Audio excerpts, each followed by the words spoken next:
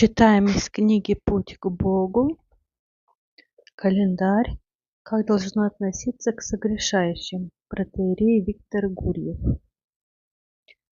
Когда кто тяжко согрешит, мы обыкновенно только лишь услышим о грехе такого человека, сейчас же и начнем судить его, укорять, насмехаться над ним, и готовы бываем разблаговестить о нем всем и каждому. Хорошо ли это? Нет, ибо грех осуждения самый противный Богу и самый приятный нашему врагу. Поэтому не со словом насмешки, укора и осуждения мы должны относиться к согрешающим, а в духе любви евангельской, состраданием, с участием, с горячим желанием обратить грешника на путь правый.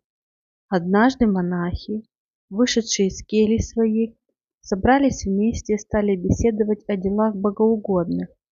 Во время беседы некоторым тут бывшим старцам явились два ангела и похваляли каждого из иноков, которые говорили о вере и благочестии. Старцы о видении ангелов никому не сказали.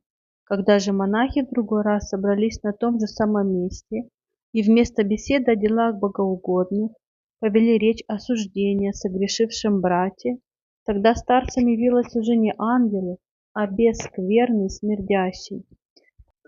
Тут старцы, познав свой грех, рассказали инокам об ангельском явлении и о видении беса, и в заключение сказали: каждый должен любить ближнего как самого себя, и страдать с ним, и радоваться, и плакать, и когда придет к нему печаль, скорбеть о нем, как бы мы скорбели о самих себе. Так и написано, что мы одно сердце и одна душа. Деяния 4:32.